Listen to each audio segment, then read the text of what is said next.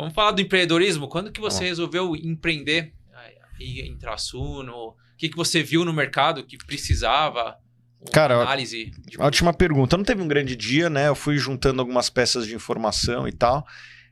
Eu, em 2011, eu estava analisando algumas ações para investir fora, né? 2011, as pessoas nem se lembram, mas o dólar estava mais ou menos ali na faixa de 1,50 e 1,60, né? Filezinho. Oi? Pô, tava bom para viajar para fora, né? Porra. E lá dentro do grupo que eu trabalhava, né, numa gestora, eu fiquei encarregado do seguinte trabalho: procure ações fora do Brasil. Porque tava na capa da Economist, né, o Cristo Redentor e tal, o Brasil é o país da vez, e o múltiplo das empresas brasileiras, por incrível que pareça, né, ele era mais alto do que os pares americanos. Então o Pão de Açúcar valia um múltiplo maior que do Walmart, o Itaú maior que do JP Morgan, assim sucessivamente. E a conclusão que a gente chegou cara, não é possível que só existam bons negócios no Brasil. O Brasil é um país que está indo muito bem e tal, mas, pô, deve ter boas empresas nos Estados Unidos também, né? O que hoje parece meio óbvio. Não é que a gente achava que o negócio ia inverter, nada disso. Era mais uma questão de diversificação mesmo, né? Não é que a gente achava que o dólar ia de 1,50 para 6, como chegou a bater.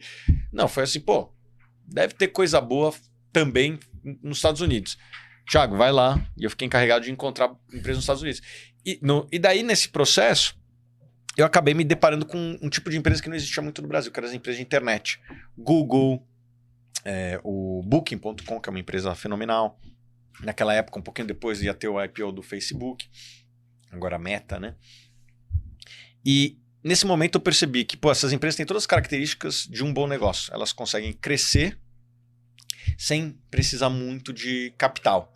Porque crescer com capital, pô, não é tão difícil assim. Me dá 1 bilhão que eu vou lá e monto uma siderúrgica. Daí me manda mais 1 bilhão, eu dobro essa siderúrgica, né?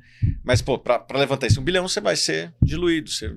Isso para mim não é um crescimento, vamos dizer assim, que cria valor, né? O ideal é que você consiga crescer sem precisar muito de capital. Um negócio bom é aquele que cresce e ainda cospe caixa. Aí não tem coisa melhor do que o digital.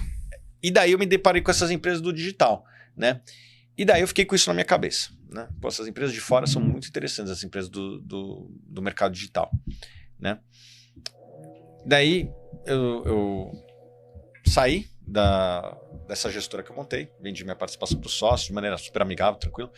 E daí, para mim, eu tinha me aposentado. E daí eu fui fazer o caminho de Santiago, daí eu falei, poxa, ali você reflete muito, né? Porque você anda 8 horas por dia e você não fica no celular e tal, porque você tem que... E você tem uma vantagem, né, Tiagão? Você foi fazer o caminho de Santiago com o bolso cheio, né? Então, o cara vai fazer muitas vezes o caminho de Santiago desesperado, né? Do tipo, Tiago de Compostela, ajuda o pai aqui. Não, você foi lá pra agradecer. Fazer promessa, então a né? mente tá tranquila. A mente criativa tava boa. Falar, é um turismo bem barato, viu? É o turismo talvez mais barato que eu já fiz. Sim, assim. É barato, mas eu tô falando tua vibe, né? Você chegou lá e falou assim, acabei de vender minhas participações aqui na minha empresa. Tô tranquilo. Tô com o bolso cheio, eu vou lá fazer o caminho de Compostela, mas eu vou ficar vai de boa. mais criativo do que nunca. E daí, nesse momento, eu falei, poxa, qual que é a próxima fase da minha vida, né? Eu tava com 30 anos.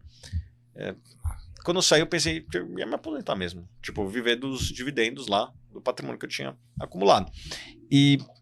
Mas isso aí, cara, depois de 2, 3 meses... Tá louco, é horrível. Faltava alguma coisa ali. Eu preciso trabalhar, sabe? Tipo, 30 anos. Acordar segunda-feira lá. E outra coisa, né? Pô, você não tem muito amigo com 30 anos que tem esse mesmo lifestyle que você. Então, tipo, seu amigo tá sempre trabalhando, entendeu? Tipo, pô... Chegava segunda-feira, você ligava pro cara e falava assim, e aí, meu, vamos fazer alguma coisa? Fazer o quê, cara? Tô trabalhando. Ligava e falou, e aí, vamos dar uma pausa? Pô, não dá. Fica melhor ir trabalhar. Todos meus amigos estão trabalhando. Claro, tem 30 anos. Eu ficava jogando FIFA até as 4 da manhã. Cara. É verdade isso. É verdade. Entendeu? Vamos jogar online aí. Você tá louco, Thiago? Eu tenho que trabalhar amanhã, cara. Não, e dormia mal, porque, amigos. pô, você toma gol no último minuto, você solta aquele estresse e tal, pô, você vai dormir estressado, você tomar um gol no último... Caramba, que merda, ainda bem que amanhã tem que trabalhar. Não, você termina, toma um gol, né? Você fala assim, puta, que bosta. Foda-se, entendeu? Não preciso trabalhar amanhã. E daí nessa fase eu falei, pô, o que eu vou fazer da vida? Daí eu fiquei com esse negócio da internet na cabeça, né? Empresas de internet podem ser um bom negócio. E daí eu fui ver, pô, o que tem de internet e investimentos lá fora, né? E daí eu me deparei com uma empresa muito interessante chamada Morningstar. Né? É uma empresa listada na bolsa, tem bastante informação disponível, uma empresa fenomenal. Eles não têm uma presença tão forte no Brasil, mas são uma empresa muito forte lá fora.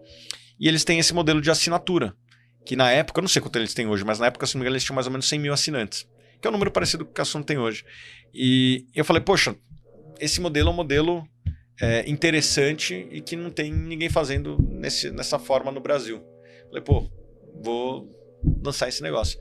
E foi assim que começou a Suno, inspirada na Morningstar. Hoje, essa receita da Morningstar, dessa unidade de negócio, é bem pequena, deve ser uns 2%, 3% do business dela, mas ela começou assim na década de 80, em 85. O Joe Mansueto, que é o fundador, ele vendia análises por correio, né? Newsletter analisando fundos, né? Tipo, lá fora o pessoal ainda investe bastante em fundos de investimento, e ele analisava esses fundos, né? Os chamados mutual funds nos Estados Unidos.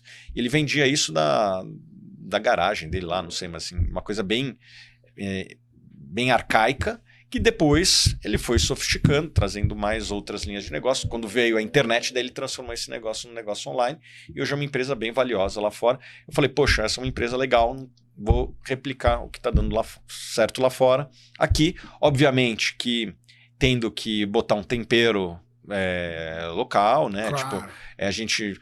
analisar foi uma inspiração. Uma inspiração. Por exemplo, a gente nunca foi muito da análise de fundos, a gente foi mais da análise de renda variável, ações, fundo imobiliário, que não é bem fundo, né? É fundo, mas não é bem fundo. Você vai entender o que eu quis dizer.